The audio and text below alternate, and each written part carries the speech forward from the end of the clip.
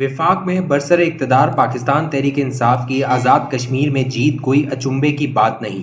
गिलगित बल्तिस्तान हो या आज़ाद कश्मीर, दोनों जगह के वोटर्स वफाक में बरसर इक़्तिदार जमात ही को जितवाने की रिवायत के हामिल हैं।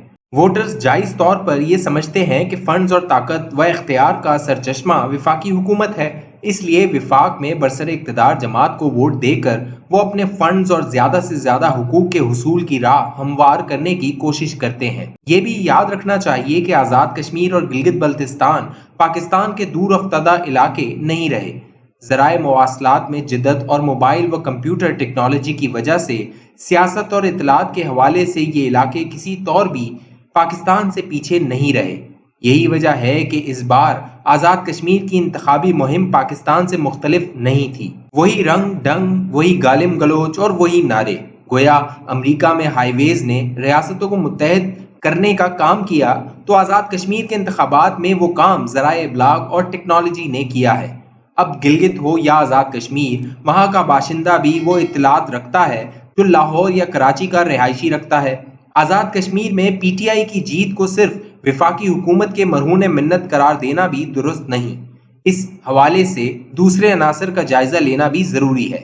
मरीम नवाज साहिबा ने आज़ाद कश्मीर में जोरदार मुहिम चलाई और बड़े बड़े मजमुओं से खिताब किया। बिलावल भुट्टो और आसफा भुट्टो भी इस दौड़ में पीछे नहीं रहे।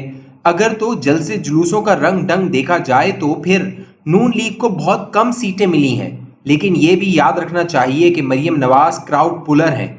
लोग उनके जारहाना खिताब को सुनने के लिए आते हैं, जबकि हुकूमती जलसों में कोई ऐसा मुकर्रर नहीं था जिसकी स्टार वैल्यू ऐसी हो।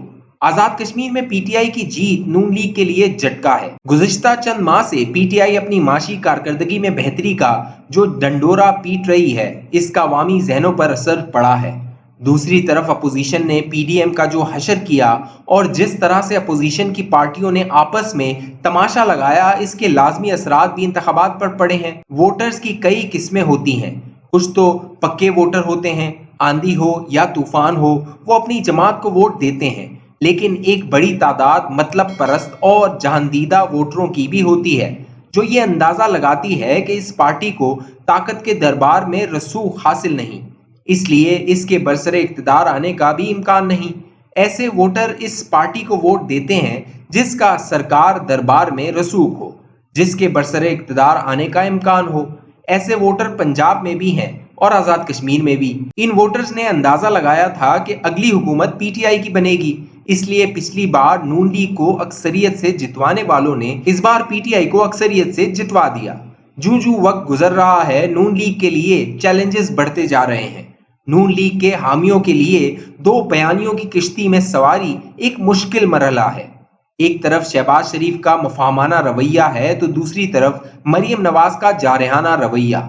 नून लीग ने अपनी हिकमत अमली ये बना रखी है कि पार्टी सियासत और अवामी जज्बात के लिए मरीम नवाज को लीड दी जाए, जबकि पार्लिमानी सियासत और इत्तेहादी सियासत के लिए शहबाज शरीफ को आगे रखा जाए। बज़ाहिर ये हिकमत अमली कामयाब रही। पंजाब के ज़मनी इंतखाबात में नून लीग मुसलसल जीतती रही, लेकिन आज़ाद कश्मीर में ये हिकमत अमली काम नहीं आई और कामयाब जलसों के बावजूद नून लीग ज्यादा सीटें ना ले सकी, बल्कि पीपल्स पार्टी बआसानी इनसे कहीं ज्यादा सीटें ले गई। PTI को आज़ाद कश्मीर में अपनी फतह पर जश्न मनाने का हक हासिल है, मगर इसे याद रखना चाहिए कि पाकिस्तान के अगले इंतखाबात से एक साल पहले हुकूमत कमजोर होगी और अपोजिशन मजबूत होती चली जाएगी। जब हुकूमत मुखालिफ हवा चलेगी तो फिर माशी कारकर्दगी और दूसरे मामलात का ऐसा पोस्टमार्टम होगा कि हुकूमत के लिए अपना दिफा करना मुश्किल हो जाएगा। और सबसे अहम बात यह है कि यह हुकूमत की खुशकिस्मती रही है कि इसे मुक्तदरा की तरफ से मुकम्मल हिमायत हासिल रही, जबकि माजी में मुक्तदरा और हुकूमत में हमेशा ठनी रही थी। देखना यह होगा कि क्या अगले इंतखाबात और फिर इसके बाद भी यही इंतजाम चलेगा या फिर इसमें तब्दीली आ जाएगी। आज़ाद कश्मीर में तीन बड़ी जमातों को वोट पड़े हैं, PTI, नून लीग और पीपल्स पार्टी। आइंदा इलेक्शन में पंजाब में पीपल्स पार्टी इन दोनों जमातों के मुकाबले में कहीं नजर नहीं आती। कश्मीर में पीपल्स पार्टी की अपनी हैसियत बरकरार रखने की वजह वहां के बड़े इंतखाबी घोड़े हैं जिन्होंने अपनी पार्टी वफादारी नहीं बदली और हलकों में भी अपना असर बरकरार रखा है। सेंट्रल पंजाब में पीपल्स पार्टी के पास ऐसे लोग नहीं हैं, इसीलिए पंजाब में अगला इंतखाब दो पार्टी निज़ाम के तहत होगा। جس میں نون لیگ اور تحریک انصاف کا مقابلہ ہوگا۔ وقت کے ساتھ چھوٹی پارٹیاں اور آزاد امیدواروں کے ووٹرز تحریک انصاف میں شامل ہو گئے ہیں۔ ایک طرح سے ٹو پارٹی سسٹم کی وجہ سے تحریک انصاف کو سیاسی فائدہ ہوا ہے اور ہر جگہ پر اس کا 2018 کے الیکشن کی نسبت ووٹ بینک بڑا ہے۔ پاکستان تحریک انصاف جب حکومت کے حصار سے باہر آئے گی تو اسے پتا چلے گا کہ اس نے پارٹی کو بالکل نظر انداز کر دیا ہے۔ عرصے سے عمران خان نے نہ پارٹی کا اجلاس بلایا ہے، نہ کبھی تنظیم کے لیے وقت نکالا ہے۔